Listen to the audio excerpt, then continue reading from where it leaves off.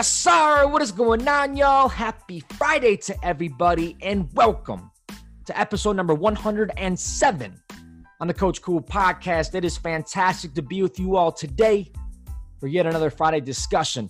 And these things just keep on rolling. Our guests just keep on getting more impressive Friday by Friday. And today is no different because joining us today is the most recent world champion, Super Bowl champion, assistant strength and conditioning coach of the Kansas City Chiefs, Mr. Greg Carbin.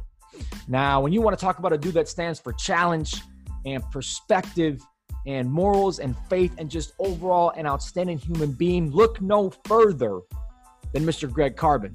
And when you guys hear this conversation today, you are going to hear that in his voice, the way he expresses his words, the humility that he speaks with, and the values that he brings to the table, in addition to his knowledge in the strength and conditioning field, how he chooses to approach life, and just so many things in between. The value is immense when it comes to this conversation today. I think we talked for about, I don't even know, an hour and 15 minutes. It seemed like 2 minutes just because things were flowing, and the knowledge and the wisdom and everything that he was sharing was so cool.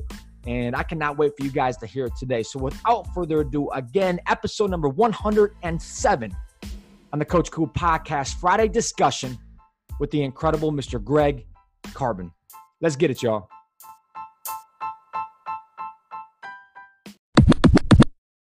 All right, so it is time to kick this conversation off, and I am really excited for this one. I've not had the opportunity to talk to this guy in a while, but a guy that I have very much looked up to for quite some time. First had the chance to meet him at Missouri Western State, my first gig out of college. He was the strength and conditioning coach at Missouri Western, and kind of from the first inception and interaction with G, I knew exactly the type of man that he was and what he stood for, and the amount of stuff that I was able to learn from him in that year was absolutely remarkable. So he was definitely someone I wanted to identify to have on this podcast today. And he got a little break from his post-Super Bowl winning, world champion winning game a few weeks ago. And I'm just so blessed to have this guy on the show today. So without further ado, it is my pleasure, it is my honor to welcome Mr. Greg Carbin to the Coach Cool podcast today. G, welcome to the show, man. Thank you so much for taking the time, and really excited to talk to you today and learn some stuff, man. So welcome to the show. Man, John, I appreciate you having me, man. I've been keeping up with you over the last year. Excited about what you're doing personally, professionally. And to be totally honest, I wish we could have had you at Missouri Western longer than a year.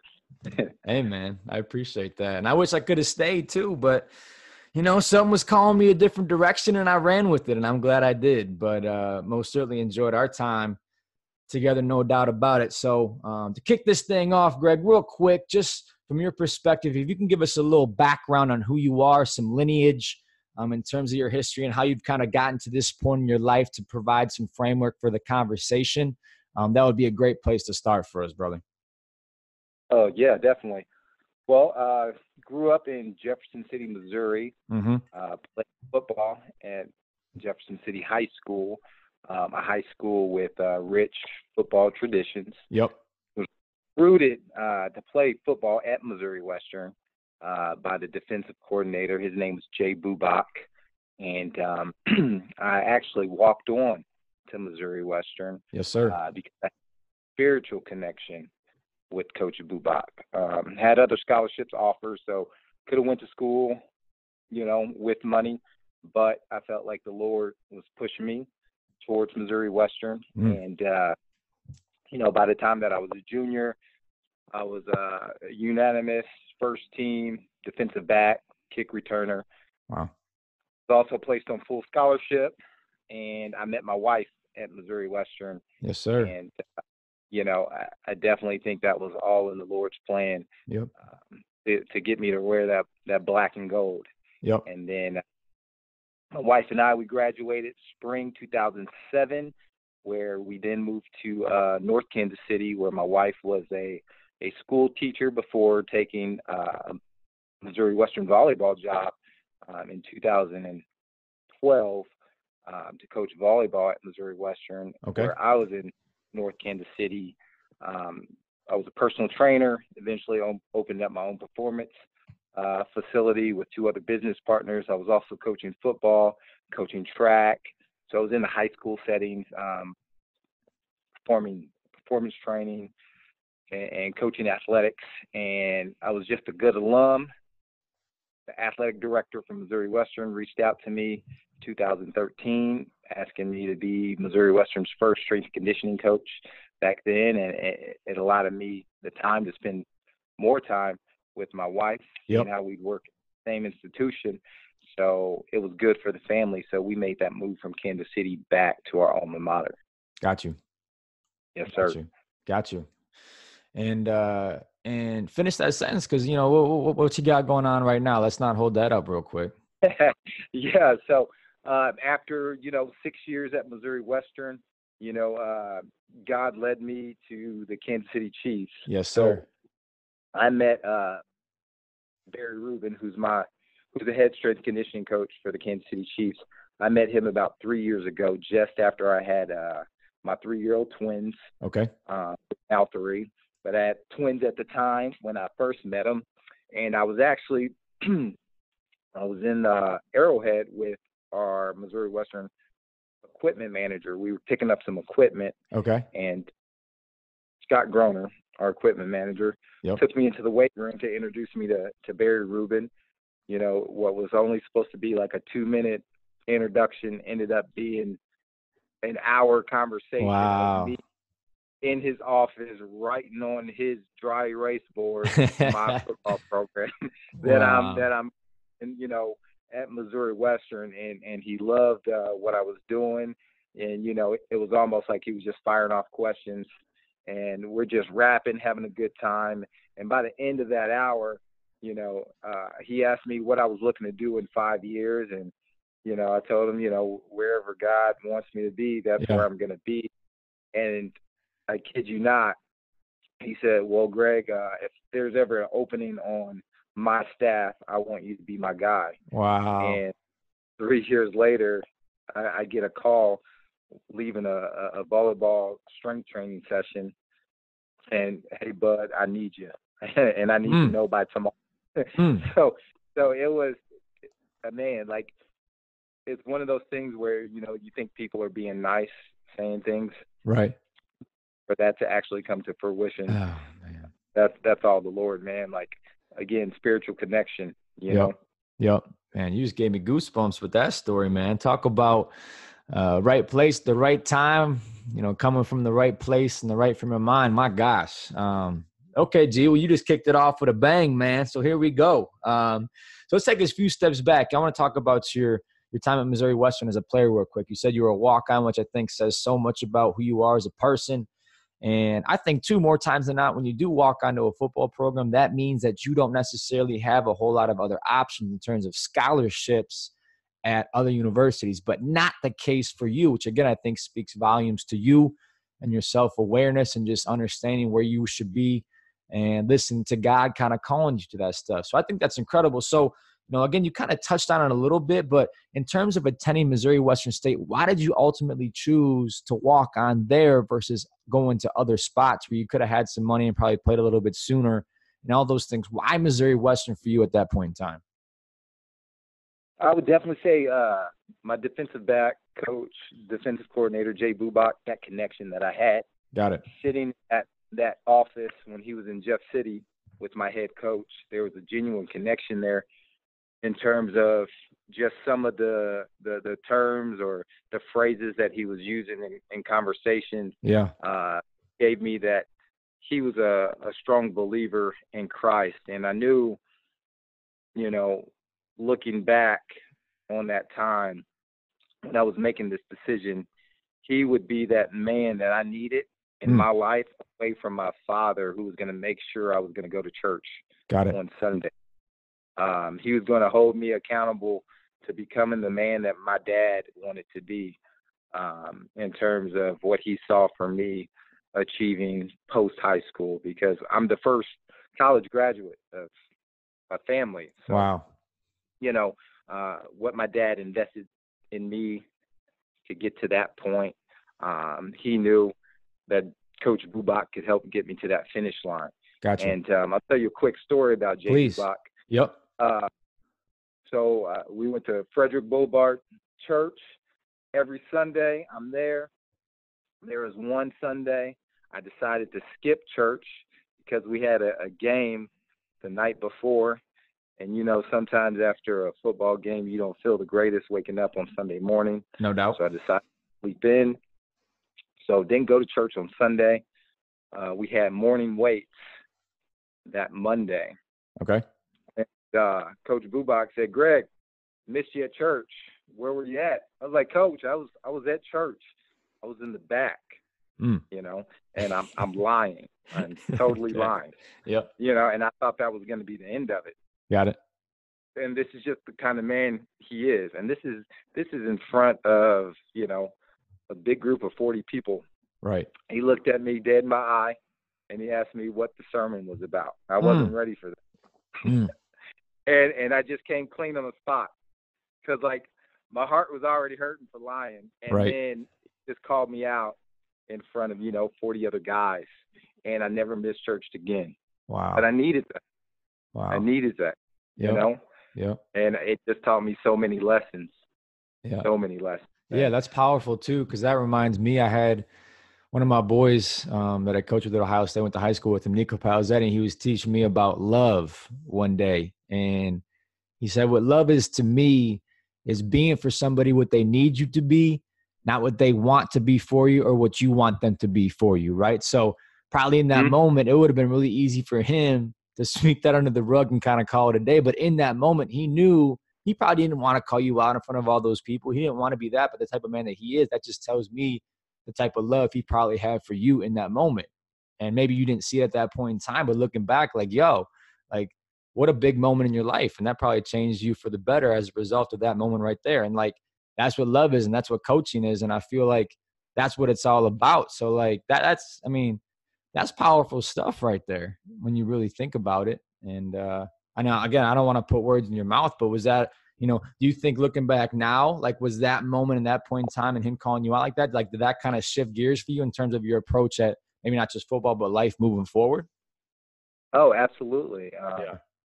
Just moving forward, one told me he genuinely cared about me. Mm-hmm. And then secondly, you always have eyes on you, Facts.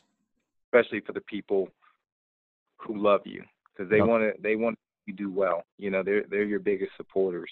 And, I knew I let some young guys down on the team who may have looked up to me, because I was a sophomore at the time, playing good football in my second year. And he knew how to tug on my heartstrings because, he knew I would feel bad and he knew I would do better. And again, I want to lead by example. Yep. So now moving forward, like I said, I didn't miss church. And I was always waiting for Coach to ask me again, like, what was the sermon about? You were ready, boy. You were ready. So you were ready. Yeah, so like, he was just preparing me, and man, and with that, I've gotten a lot of really good sermons out of it too. So wow, definitely there you go. Closer to God. Yeah, what a game changer. I needed it because most coaches, yeah, they wouldn't have asked me that. So. Yeah, exactly right. He was exactly what you needed at that point in time. That's dope. Yep. Talk about a life lesson. That's what it's all about, dog. Now, okay, so playing career-wise, G, I mean, it wasn't, you did start your career as a walk-on, but, I mean, you were balling, boy. I mean, first team all-conference, whatever, doing your thing, kick returner, DB. I mean, a dude. And I don't remember the exact stat, but was it Missouri Western's first playoff appearance, I want to say, in like 2006? Is that correct in terms of – Yes, sir. Yeah, okay. Yeah, so 2006. Yeah, okay, that's what I thought. And, yeah, so, I mean, talk about a career starting out as a walk-on and obviously elevating yourself to that status. Like, me being a walk-on too, I feel like I did my thing but never got to that point in terms of playing and all that. So, like, what did that process teach you, kind of starting at the bottom, if you will, and elevating yourself to that status and not just personally but helping the team reach a milestone they've never reached before in their entire existence? So, like, what did you kind of learn throughout the trials and tribulations of starting where you did and then kind of ending up where you did at the end of your career? Man, definitely a lot of humility. Yep. As a walk-on, you can't necessarily always do some of the things that, those finances towards your school will allow you to do after practice. So while a lot of my a lot of my classmates, or that freshman class that you come in with on the football team, after practice they would go back to the room, get on the sticks, they're playing Madden, Yeah. they're hooping in the rec. I'm going to the rec and I'm clocking in because I'm working 6 to 10 o'clock. Yep. So I need to pay off my school. I need to pay for my Wow. books. So again, reality sets in, in terms of, if I'm going to make this work, I'm going to have to work extremely hard. But with that, me being at work, again, Coach Bubak got me the job because he really wanted me to play football for him. Got you. And I needed to pay for school. So, when I was at work, it allowed me to do my homework. So I got to keep my GPA up nice and high. So I got to learn to become a good student because I had nothing but time. And then, secondly, I was earning money for the first time. That was the first time I've ever had a job. Got it. So I was learning, new responsibilities into, working for someone and doing a good job and just kind of seeing how an entire operation works. And, your work definitely reflects on you and the organization. And, me being built the way I am, I'm going to make sure I do my best. So, all that just kind of spilled over into the weight room as a red shirt. I came in a $155, never really touched the weight in high school. I kind of was one of those guys who, was quick twitch. I could run. Yeah. Embarrassed in the weight room because I wasn't that strong. And I never really hit the weights hard. So, that spilled over into the weight room. It was just one of those things where, if you want to play football, this is what you have to do. This is part of the process. And I just kind of bought in. And, I'd probably say close to the end of that first semester, one of the seniors told me, "Hey, Greg, you're looking kind of big." And I looked in the mirror. I actually had some muscle. And I was like, okay. There you go. And the confidence just kind of took off from there. And I didn't have a whole lot of free time. It was school in the morning, weights, film, practice, and then work, and then sleep. So I kind of learned my blue collar ways from my redshirt freshman year, and we were kind of a blue collar program anyways. A lot of our all during the early 2000s were actually walk-on kids. Oh, wow. So I can throw out some names that, nobody probably would know unless you attended Missouri Western. But, a lot of our hard hat guys who were, All-Americans, they were walk-on kids. And those guys were people I looked up to and I wanted to emulate. Yep. So they put their heads down. They had hard hat, lunch pail. They went to work. So I bought into that. And a lot of those earlier teams that I was on, before we reached the playoffs, we were so close. And I seen the work that went into it. And I knew when I was a junior that our class was pretty special. And if we just kind of set the standards and held everyone accountable, we could eventually, get over the hump and get into the playoffs. And, that's what myself and a couple of our other junior classmates did. Like we got together, we held some, player called meetings. Okay. We kind of brought everybody in room and told them, hey, this is what we're expecting and this is how we're going to get there. And guys bought into us. And got it. We cared and we loved one another and we were consistent. It wasn't nothing for us to go pick a guy up, from work and get him to 707 in the summers. Or it wasn't any us to, let a guy sleep on our living room floor. Yep. Get better over those summer months. Yep. So, yep. No, that's incredible.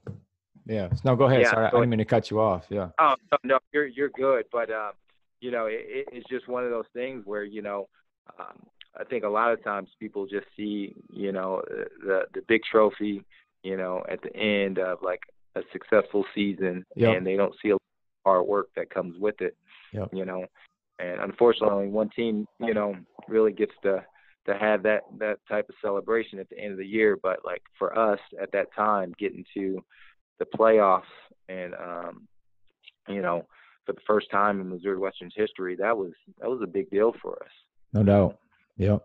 Yep. And that wasn't earned, on game day. That was like doing the stuff exactly like you talked about. Like that kind of takes me back to, ball in college too, like hopping the fence to the facility when everything was locked up just to go get more work, or instead of going to eat dinner, like one, money's tight, but two, like I'm gonna go hop on the jugs for another hour. Like that's the stuff that makes Yeah. everything else happen, yo. Like it ain't no secret, but sometimes to the outside world or outside perspective, like it's this sexy thing. But in reality, yo, like that's what it takes. That's the game. No question, man. And I'm sure like a lot of our stories are probably similar. Like I remember sneaking in facilities to get that extra work. Oh yeah. Yeah. I can definitely relate with you, man. Yeah, no doubt. I still got the scar on my calf for hopping the fence and being unathletic and cutting my deal open. I mean, that's the game right there. You know what I mean? So, I love it. Yeah, You do it all. Yeah, you damn right. You do it all over again. Hell yeah. Well, that's fantastic, G. So let's talk about after ball a little bit. Now, I forget, what was kind of your situation personally, but did you have any opportunities to go play professionally afterwards in terms of Missouri Western, or did you kind of just nix that and just hop right into the workforce afterwards? You know what? I had an opportunity to play with the Kansas City Brigade, and I actually signed with them the year that the AFL folded. So that was okay. 2008, kind of when the recession hit. Mm-hmm. So I graduated right around the time of the recession, and we were supposed to report to camp that fall. And I had just talked to the offensive coordinator the night before, because there was rumors about the league folding and everything. And then, I'm excited because, for me, like this is a step for me to hopefully, the NFL. Yep. Turn on ESPN in the morning and I find out that the league is folded, and like, I'm just kind of in shock because I'm like, I just talked to Coach Foster last night. Yeah. He said, "Board here at 9." But, I think at the time the AFL lost like a $4 million sponsorship deal. And, I think that was probably just too much for them to continue on. And to be totally honest, around that time, that's kind of when I was in limbo in terms of whether or not I really wanted to play football. Interesting. Just because the opportunities were so scarce. I was a Division II kid. And at that time, I had just recently gotten an agent, and my agent didn't have a lot of big-time contacts. Got it. So D2 just wasn't as, I guess, looked at as, maybe a level where they can get some guys. For sure. Now, today, they're getting guys from everywhere, which I think is great. And it was around that time where, I continued to train, and I had a couple of CFL workouts, got put on a hot list, and, it was one of those things where it said, hey, if one of our guys go down, you're the first guy that we call. I'm looking at the injury report in the CFL every week. Hell yeah. And like, the DBs are staying healthy, and, another season goes by, and by then I was coaching football at North Kansas City High School. And honestly, I really started to dive in to the high school athletes at that time, because I was in a high school in downtown Kansas City, big melting pot. So a lot of diversity, kids from from one spectrum all the way to the opposite end in terms of finances. Demographics, just crazy. And there was a lot of kids who came from single parents' homes, not a whole lot of money. And it was during that time where, I really had the opportunity to start serving. And I served those young men and those young women in terms of, just being, someone to encourage them when they needed it, giving them a ride, sometimes buying them a meal, just trying to be a bright spot in their day. For sure. and just really started loving that aspect of coaching. And you know, God always has you where He needs you to be. No doubt. And you know, the AFL folded for a reason, so I could be Yep. in North High School, and I Yep. still have a really good relationship with a lot of those kids who are now adults. Yep. You know, No doubt. I've been around now, and those young men and women have went on to graduate college, and they're doing great. Got So you. Yeah, no, that's powerful. That's powerful. That's really cool. So would you say then, in terms of, kind of that limbo between playing and not playing, I know that's such a transition for everybody involved in athletics, not even just football, but just in general, like that's all you know. So was that maybe kind of like a tipping point in terms of you were experiencing that stuff, coaching, you saw what that could be and how much impact you were having? Like, was that kind of the push you needed to step away from the game playing wise and kind of enter the arena of, whether it's coaching football or the strength and conditioning stuff or whatnot? Is that kind of the thing that puts you over the edge, maybe you could say? I think so, Yeah, because up until that point, I think I really idolized football. for sure. When I was attempting to be a professional, I just knew it was God's plan for me to play football. I was like, why would He bless me with all this speed, this great Yeah, vertical jump, yeah. not to be used on Sundays, Yep. and And y'all quick, when that boy says he can jump and run, what I tell you, that boy can jump and run. He ain't lying. Like, it ain't like him floating his own boat. Like, that boy can roll and he can jump. He ain't floating his own boat. Okay, Greg, go. Keep going. Keep going. hey, I appreciate that. Yes. Uh, so and then like the more that I began to just reflect on the things up to that point, I realized the NFL is something that I was putting before God, and that's what I thought He Mm. wanted for me. You know, Yep. and I got to thinking like, well, my dad, he's gassing me up. I got my friends; they think I Yeah. should be.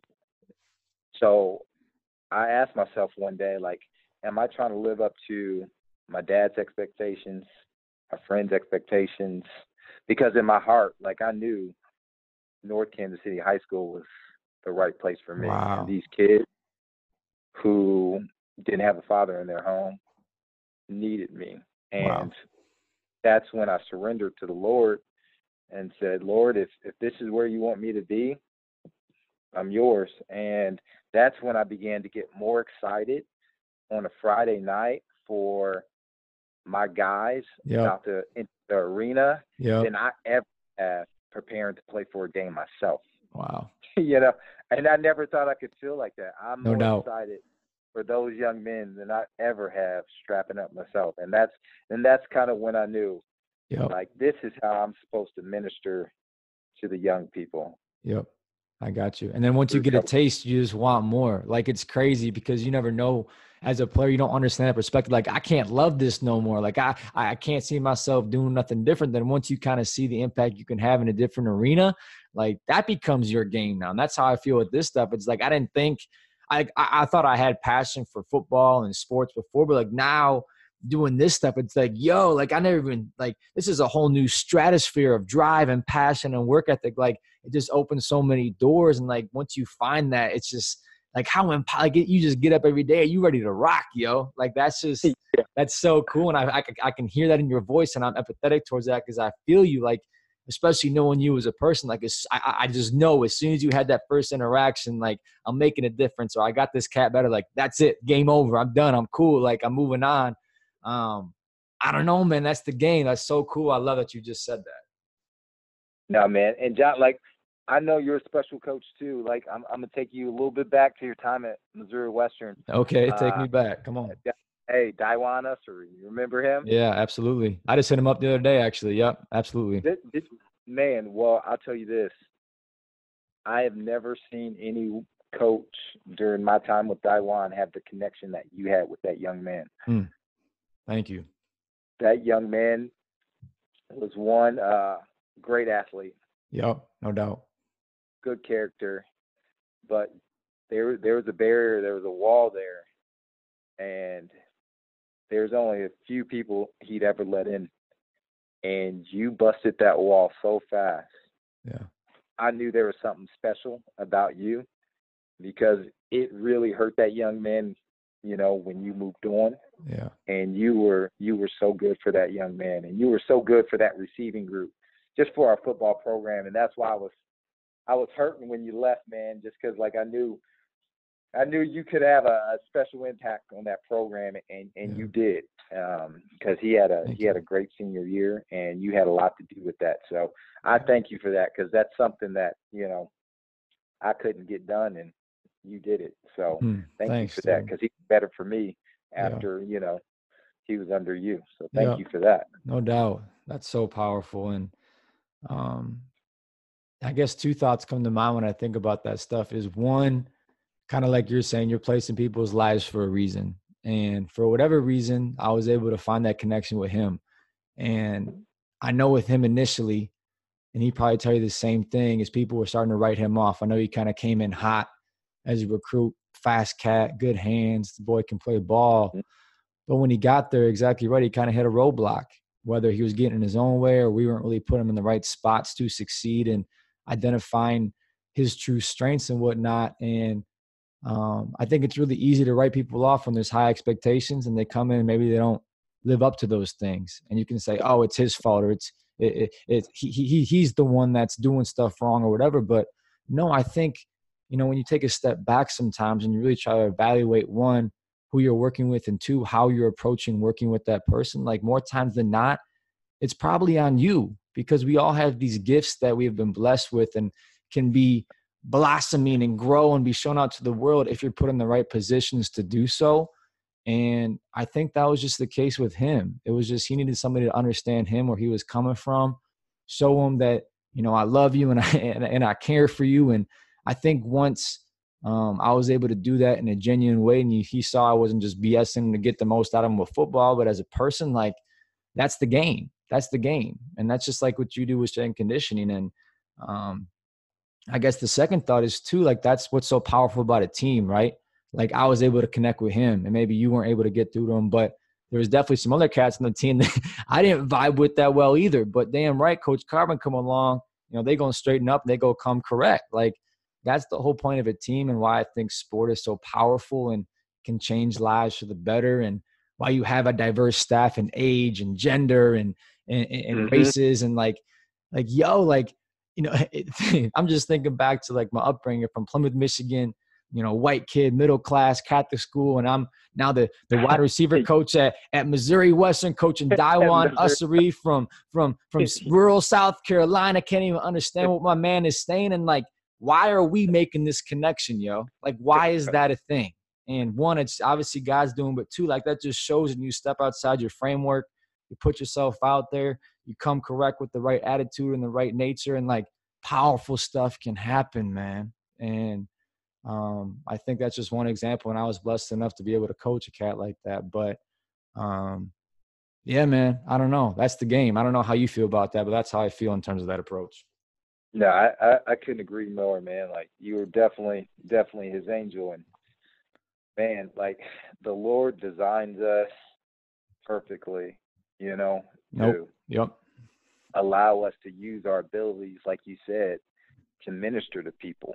Mm-hmm. Like, we're all uniquely designed, and there's only one John Jakubik, and there will only be one John Jakubik. Yep. And for you to use your abilities with this podcast, with the people you interact with each and every day, allows you to glorify God. And it doesn't get any better than you and the rest of his angels out there in the coaching world. Yeah. That's what it's about. What it's about. Yeah, no doubt. And that's really cool too, because I was actually just talking to my fiance's sister the other day. She was asking me some different questions about this podcast and whatnot. And she's like, do you ever get burnt out? Like, do you ever get tired of, coming up with these different posts or having these different conversations with people? And I guess I never really thought about it, because the answer is no, yo. Like, to me, the reason we were put here on this earth, and obviously we all do this within our different entities or capacities, whether it's, strength and conditioning coaching or sales or a doctor or whatever, but the end goal is still the same, is to influence people and to share your experiences and to come to a better place of understanding so we can connect more and do all these things. Like that's the game. And when I really think about it, like I could literally, if I didn't have to sleep, I probably wouldn't. I just wouldn't. Like I would just go and try to do as much as possible. And sometimes I probably do that. And that's when I get burnt out physically, but like mentally, it's like, no, I just don't. And for whatever reason, I think that's been placed on my heart. And I'm so glad that perspective has been presented to me. Because, again, for whatever reason, I think I'm able to connect with people in a good way, but like, that's not my doing. I was just born with that stuff. And I'm just trying to share that because I think it'd be highly irresponsible to not do so, just like you're doing as well. So, I don't know, man. I get revved up talking about this stuff because it's so cool. It changed lives. Yeah. Couldn't agree more with you. Yeah. So, all right. I'm off my soapbox, G. Let's keep it rocking, baby. Yeah. All right, so let's talk about the transition to Missouri Western real quick. So I know you said you said, I also know that you became the first strength and conditioning coach at Missouri Western. Now that role started out as a GA, is that correct or no? Yeah, it did. It okay. did. So there were no funds to actually pay a salary. So the AD said, "Look, I can't pay you a salary, but I've also never hired a strength and conditioning coach or any head coach for that matter who has never had their master's degree before." Okay. And I definitely respected that. So he said, if you can come in and allow me to pay you basically nothing. So I got $5,000 on the year in my school pay. Working towards my master's. He said he would make sure that there's a salary for me year two. So my first year at Missouri Western, my true position was graduate assistant. Head conditioning. I'm laughing about it. That's a hell of a title right there, man. That's a hell of a title, right? I like that. I'm like 28 years old, taking a job where I'm making $5,000 a year and I'm back in school. So talk about, transition in terms of making a little bit of money in Kansas City to basically being a poor college student again. So yeah. And I'm living off my wife's salary now. So that was a challenge in terms of the finances, but it wasn't that big of a deal. Seeing how my wife and we didn't have kids, and I won't say that we're frugal by any means, but we didn't need a whole lot. Gotcha. And that's cool. We got by just fine. But in terms of starting a new program, there's no policies and procedures in place. We had this big brand new facility that had just been built. I think it was 3 years in existence by the time I got there. Okay. And essentially, most of the programs have been run by a coach on, that particular staff. Got it. So there was no structure, no policies and procedures. So basically that first year I had to come in and implement all that. So I was in charge of 350 athletes by myself, no help, no assistance. And there was a lot of late nights in terms of, writing up those policies, those procedures, just my vision, my principles. And then outside of programming for, the 12 sports that we had at the time, and individualizing workouts. It was a tall task. A lot of late nights where you really question why did I get into this profession? Absolutely. Yep, for sure. But a lot of prayers in there too. Couldn't get through a day sometimes without the Lord that first year, because there was a lot of times where I wanted to throw in the towel, but if it weren't for my wife encouraging me to continue to push and to reassure me that God had me where he wanted me to be and he was gonna be with me through it to get me through. I think that first year could have ended with me moving back to Kansas City, but got you. I depended on my wife and the Lord a lot that year. Got you. That's so cool. That's so cool. And I think, to everyone listening, and I know, the media wants to portray, I guess I'm just talking for us maybe real quick, but strength coaches as these big, tough, bravado guys, ego driven, prideful, we never sleep, we do this, whatever. Like we were just talking offline. Like I'll tell you what, when I was at Ohio State or sometimes at Missouri Western, like I was broken down, man. And I would have to go to the bathroom and sit in the stall for 20 minutes to collect my thoughts. Like, yo, what am I doing here? Like, I'm ready to call this thing. Like the long days, you're up early, you're up late. There's so much work ahead of you. You just don't even know where to start. Like it's tasking. It's tasking. And, but it's cool when you place your faith in someone like God, obviously, and he can carry you through. Because I remember I was just, again, we were just talking about this, but walking down the hallway, talking to yourself, people looking at you crazy, like, yo, what's that cat doing? Like, is he going crazy? Like, yeah, kind of, I am going crazy. But at the same time, like, I ain't talking to myself. I'm talking to God, like, yo, help me out a little bit here, man. I'm struggling. But it's those times, it's those challenges, it's the downers that, I think one, gave you perspective, but two, that's when you learn the most about yourself and your faith and everything like that. So, looking back, probably obviously on that first year, in the moment, hell yeah, hard as hell. But coming out the other side, way better. You're damn right. You're damn right. Oh yeah. Yeah. And even like flash forward, there's always challenges, especially in our profession. Sometimes there's no budget, or money seems always to be an issue, whether it be replacing equipment, hiring help, or you might not have a coach's support, or right. There's so many challenges in this profession, and financials in terms of what we pay our strength coaches, it isn't what we'd like it to be. So there's frustrations there. And as I gotten older and put my years into this profession, there's times, especially when you're feeling exhausted and burnt out, where sometimes you go through a series of emotions, and like there's been time periods where I've just been angry, Yep.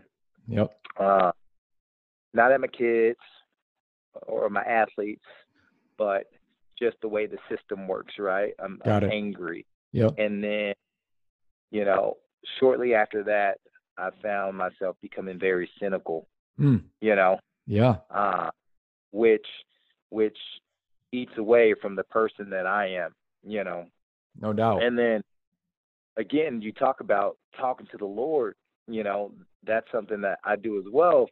And one day I remember talking to the Lord, and I just remember this so clearly, the Lord just talking to me and telling me, Greg, that anger, that's your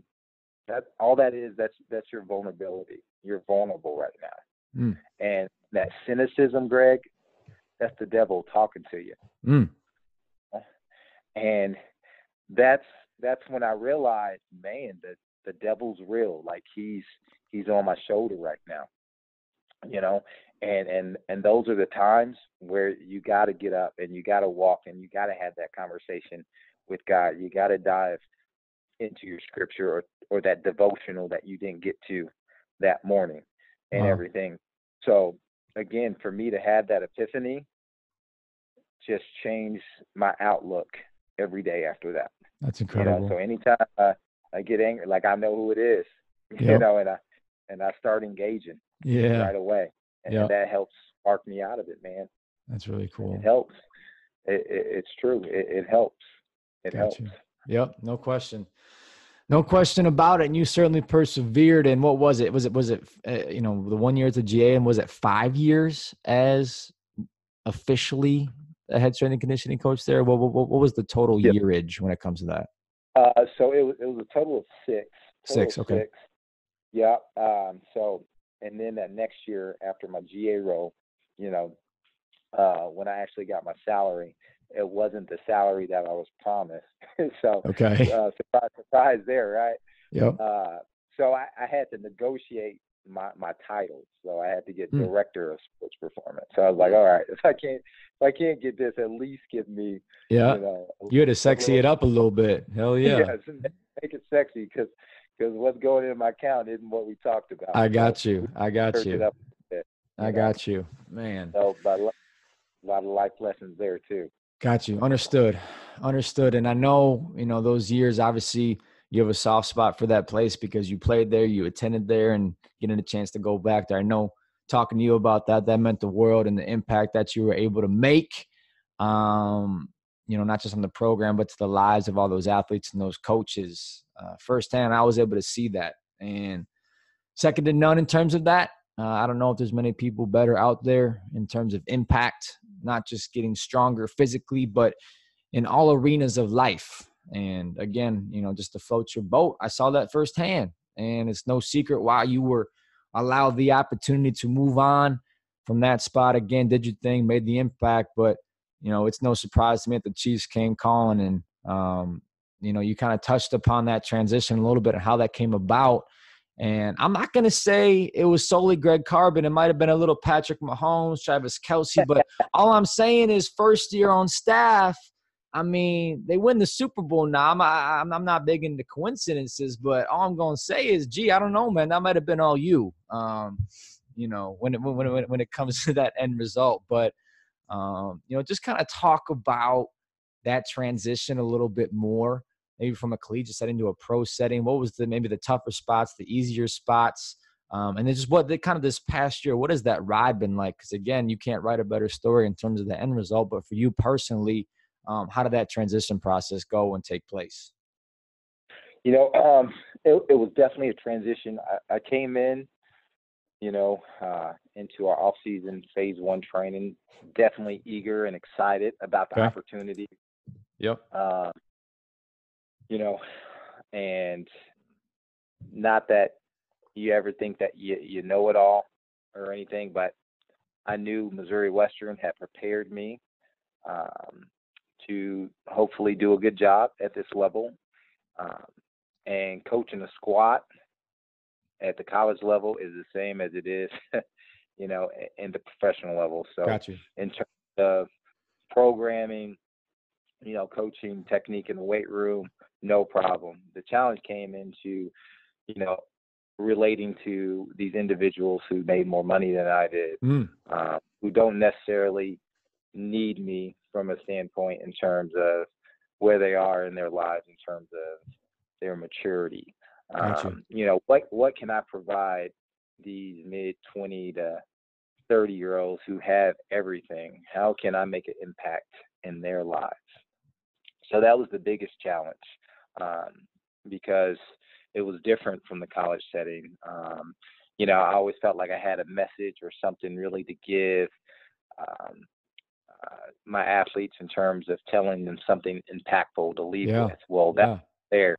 I'm the third assistant. How can I make that same impact? Yeah. And the more that we trained, the more that I just kind of sat back, took everything and observed. I kind of found my calling towards the practice squad guys. Okay. You can only carry 10 on your roster throughout the season, and those 10 change often. So they're in a different state than those on the active roster. They don't know if they're here the next week. So that allowed me to basically go in, and when we trained those guys, to empower them and give them confidence into what we were doing in the weight room, that was going to help transfer to the practice field so they can go out there and give a good look and hopefully make a name for themselves. And those are the guys who, they're young, just out of college. They're trying to figure it out. Reminded me a little bit of your developmental guys. At the college level, those freshmen, because they're wide-eyed. This is their first year. So that gave me the opportunity to really connect with some guys because their walls aren't up quite as high. So it allowed me to have some conversations where I'm sitting at lunch with some guys, and I've had some guys say, "Coach, just thank you for saying hi to me every Wow. day, and just made me feel more comfortable, during my time here. So that's when I knew, all right, what I'm doing is working with these practice squad guys. So, I go in every day, and I try to make sure those guys feel good about themselves. And Yep. No, that's if I have, powerful. Yeah. yeah, if I have the opportunity to share the Lord with them at some point, or share our faith, that's an opportunity for me to glorify God. And I've had the opportunity to do that with a few guys. And, even if it's just two out of, the 63 Right. on the roster, that's two guys that I've impacted that will hopefully, pay it forward at some point to Exactly someone right. else. Yep. So, Yep. And it snowballs from there. I mean, all it has to do is start with one, that turns into two, then four, then eight, and there you go. We're off and running.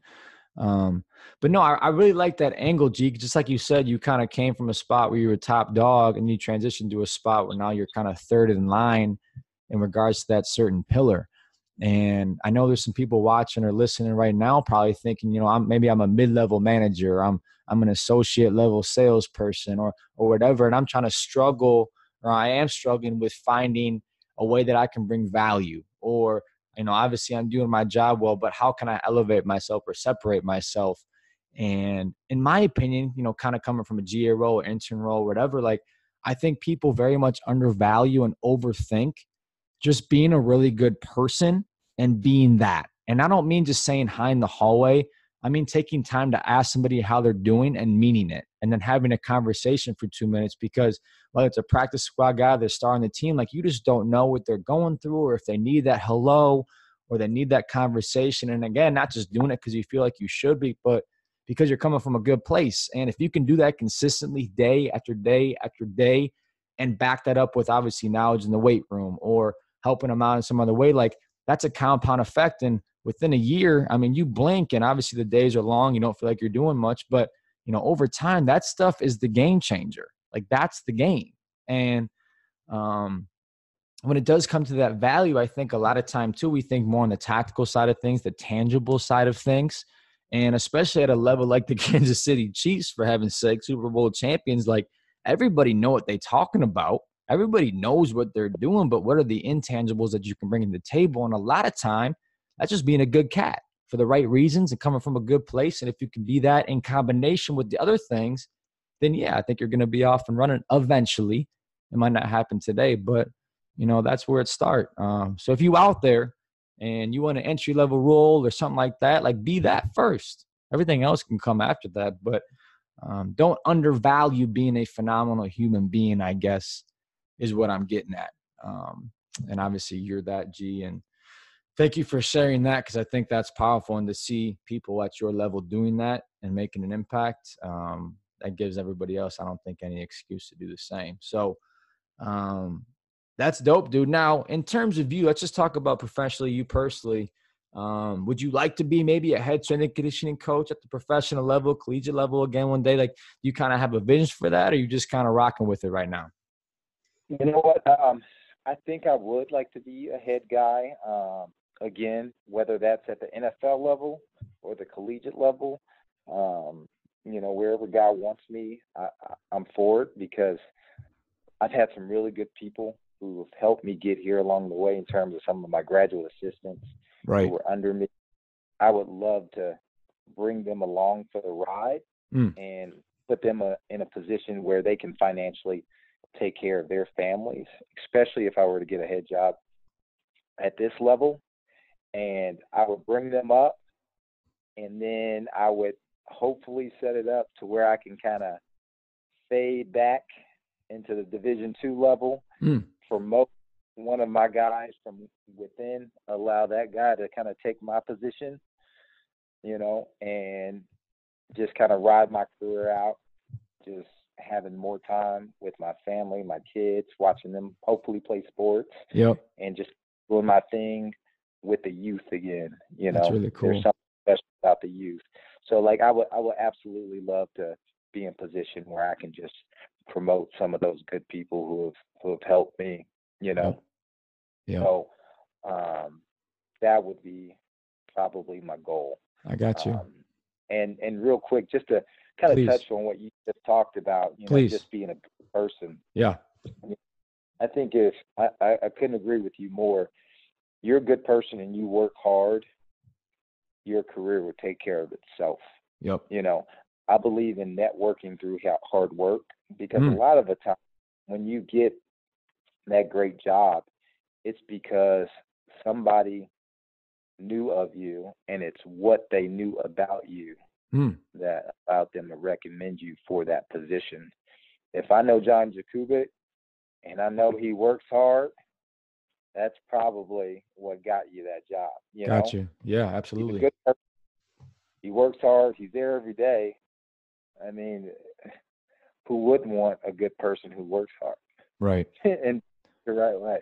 So, yeah, I just wanted to touch on that. And I've had a lot of good people who fit that mold. Yeah, man. No doubt. Get there. So, yeah, that's really cool. That's really cool. Damn. Yeah, that's really cool. Okay.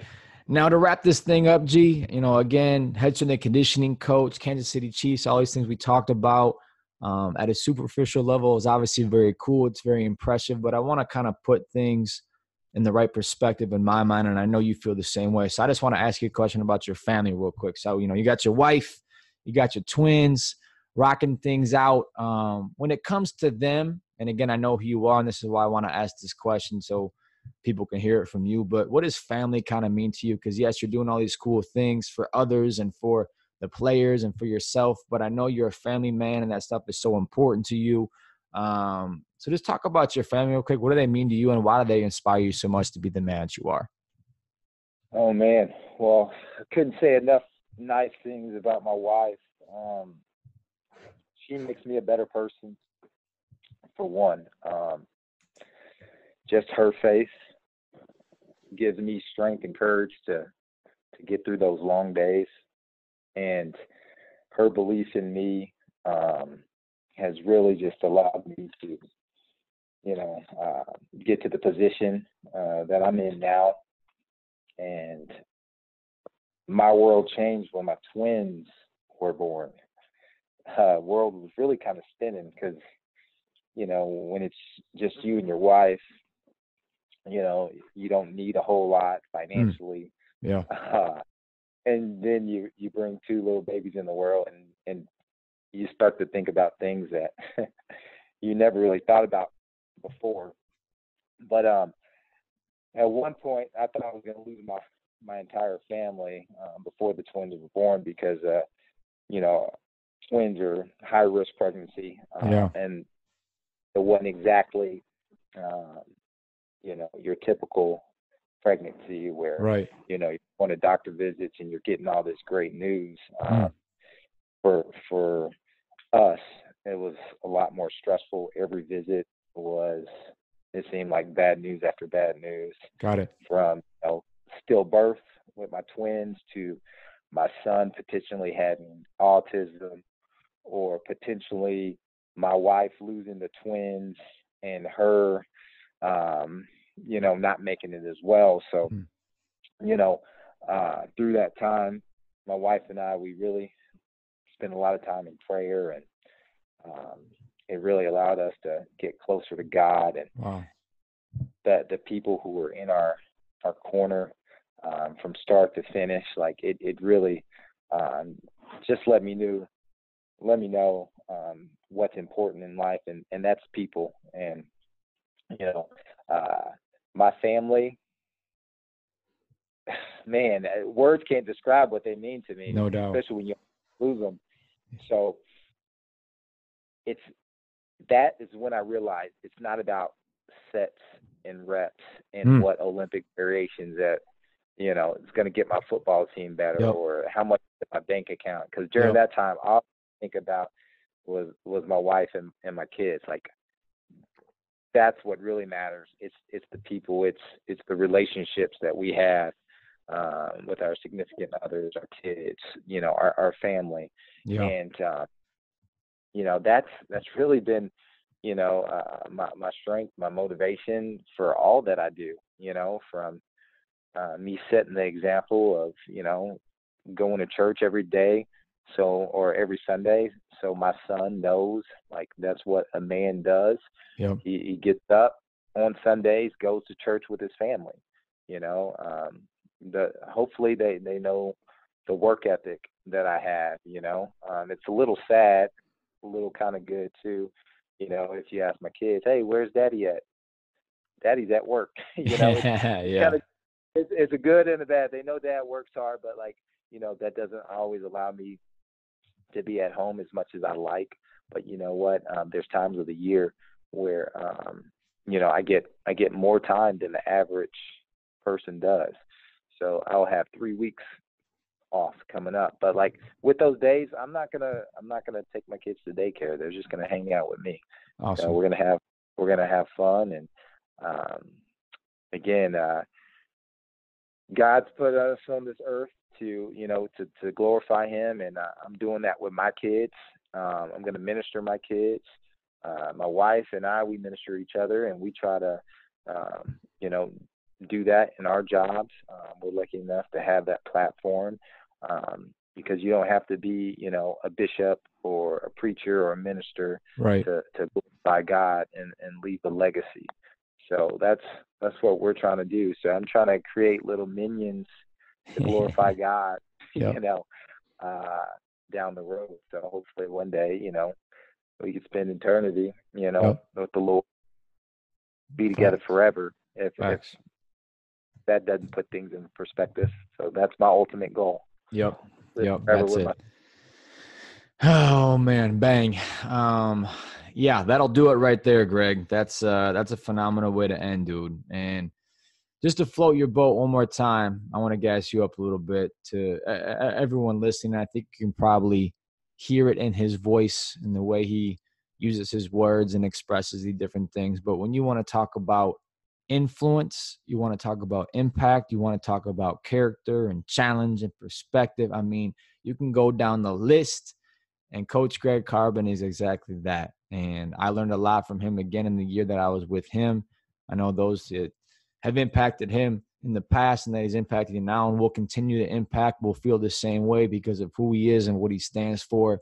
And, you know, talking to cats like you, G, this is the reason I do this, because I think there's so much good out there and there's so many positive, enriching, influential people that need to be put on a pedestal a little bit more. And you are certainly one of those people, man. So, with that, dude, I really appreciate your time. Thank you so much for sharing all that with us, getting a little vulnerable and opening up. And that's powerful stuff right there. So thank you so much, dude.